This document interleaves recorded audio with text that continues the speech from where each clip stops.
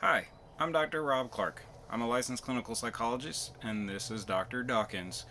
I know cute dogs tend to get more viewers, so I decided to include him. I'm going to be doing a series of videos blending psychological concepts with major life transitions. So, what brought this about was our friends back in December 2020 asked us kind of flippantly whether we would decide to join them on an RV adventure across the country. At first, our decision was no, we can't do that. There's no way possible. We have a house, we have our cars, we're paying off bills, we have jobs, we have stability. We can't just pick up and leave our lives to go gallivant across the country. There's no way. But after about a week or so, we sat down and thought about it, and we decided, when else are we going to be able to do this?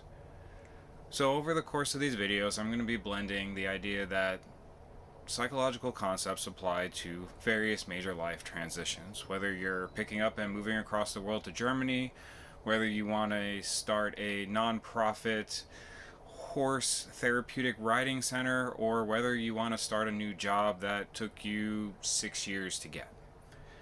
The idea here is that major life transitions can be stressful with both what we call good and bad stress. Regardless, these fears can make us decide not to do these things and just stop and give up. And that's easy for us to do. And there have been plenty of times during this transition where I've decided to not want to do this anymore. And I've had to talk to myself differently throughout this process. So, one of the first things that came up was the idea of where do we start? I had no idea where to start. And yeah, we could look on the internet, and the internet has tons of different ways to start, and we could start here and we can start there, and what kind of RV do we get, and what kind of truck do we get, and what about all the little things that we might need along the way. Now, this led to the idea that we had so many choices that we didn't know what to choose at first. So the idea becomes choice paralysis, where you have 360 degrees of choice and you're trying to figure out what's the right choice. But you can't figure out what the right choice is until you decide on what you're going to do, and then make adjustments accordingly. However, these decisions can be very challenging because they involve a lot of time, money, emotional resources, or other things that come up along the way. And you don't want to make a poor choice because then things become more difficult later on. Unfortunately, this is where we become stagnant and stop learning.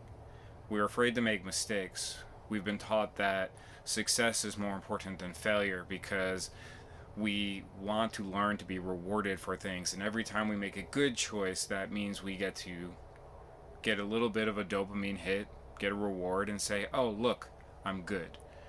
And failures, or beliefs that we're failures, can get in the way. And this is where a lot of what ifs and anxieties get in the way. And I can't say that I haven't had issues along the way, too. There's been plenty of times where my mind has been racked with decisions. What do I do here? What do I do there? What if I make the wrong decision here and we're out on the road and something goes wrong? What if, what if, what if? And all these what ifs build up, and you maybe just decide it's just easier to stay stable. We're already here. We know that it's okay. We're safe. And this is our survival instinct just basically telling us to stay where we're at. We already know what's happening, and this is the best thing for the tribe to do. However, safe isn't always functional nowadays. For thousands of years, staying safe sometimes meant moving across lands and starting new villages with other people because we would run out of water or food. Now, those risks became very pertinent because we would lose people or we would lose other resources. Now, I can't say that the major life transition I'm going through right now is something that everybody can relate to. Now, I have a very supportive family, I have really good finances. We were able to put money and emotional resources into these things with the support of a lot of family and friends.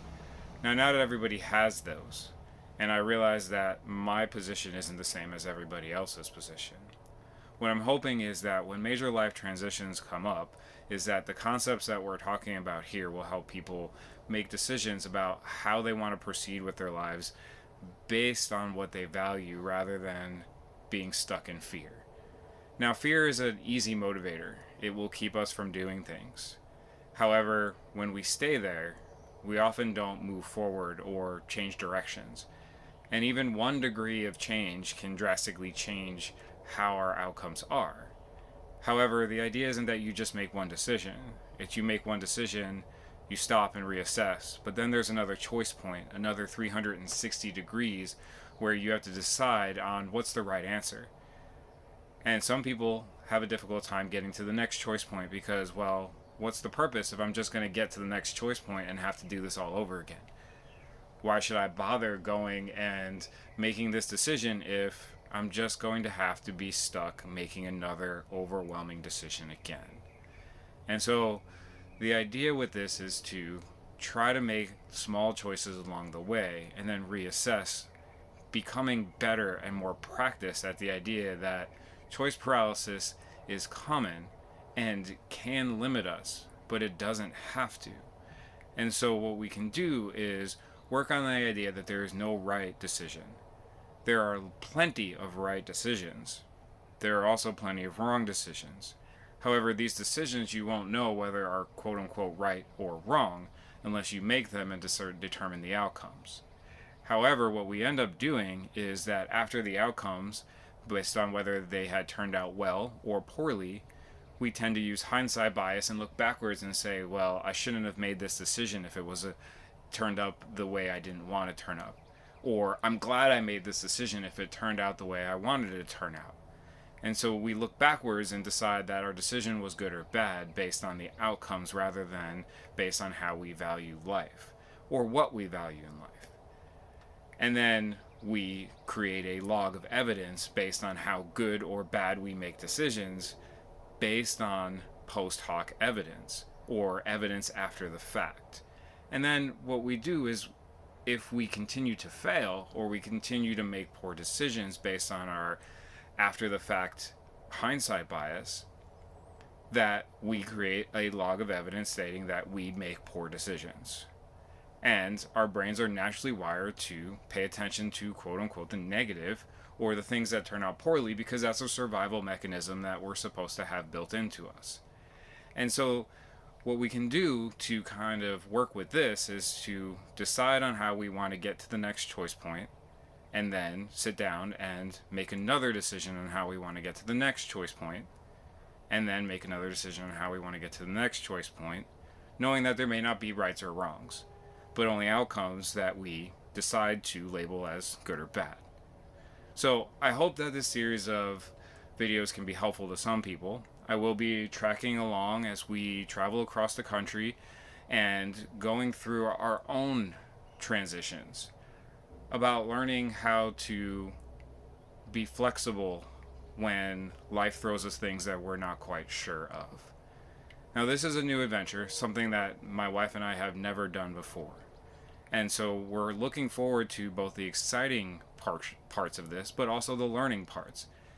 And over the past few months, we've been putting together a list of things that we would want and don't want. And both of us have been irritable and frustrated and confused and anxious and feeling a little out of kilter, so to speak. And what we're trying to do is come together and communicate more effectively. And I'm sure our communication skills will be tested because what I'm thinking is not what she's thinking, and what she's thinking isn't what I'm thinking. And then what Dawkins wants here may not be what the rest of us want. But as you can see, he really only wants to be pet. So I'm hoping that these videos can be helpful to some. I'll be putting some pictures up and ideas about where we're going so that you guys can see how we're progressing throughout this. And I'm hoping that my growth can help stimulate some of your growth. So thank you for your time, and check back if you want to continue watching these videos.